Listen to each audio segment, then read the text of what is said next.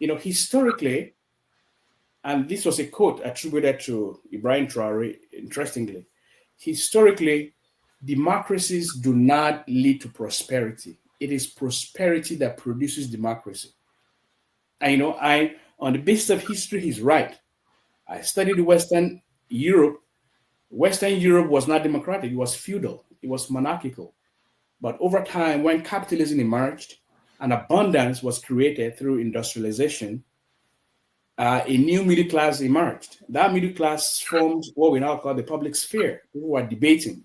Their belly don't full, so they I could debate. And after the debate, they came out and they said, look, we are wealthy, we are prosperous, but why should we allow people to inherit authority? Authority should be earned, not inherited. And that was the consequence of prosperity that Europe had produced.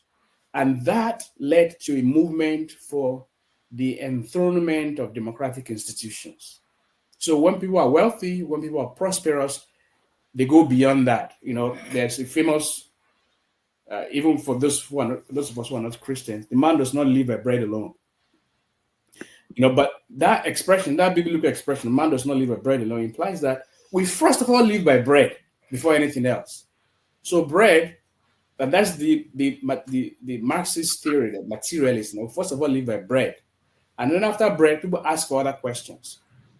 And that's how democracy emerged. But in our case, we got it upside. Is like the cart with the cause before the consequence, the cause before the consequence, a reversal. People are not prosperous. And then we foisted on ourselves a system that requires prosperity to sustain. Look at what it takes to elect a president, the amount of money that is spent on that, the amount of money that is spent to elect National Assembly members who themselves have aides that number in the hundreds or even thousands for a country that is struggling to survive. So that's so the question now is, should we go on this path even when we can't sustain it? And now the conversation has shifted to alternative forms of government.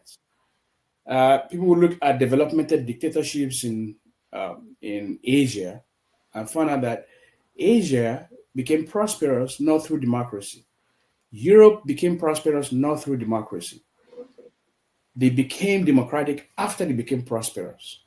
So this conversation, I think, is legitimate, but it's been stifled historically because we have been led to believe that democracy is intrinsically a good thing. Anyone who even questions it, must be a horrible person. But after more than 3 decades of, or close to 3 decades of democracy in most African countries, people are beginning to question that, and that is why these military dictators are getting a very, very favorable reception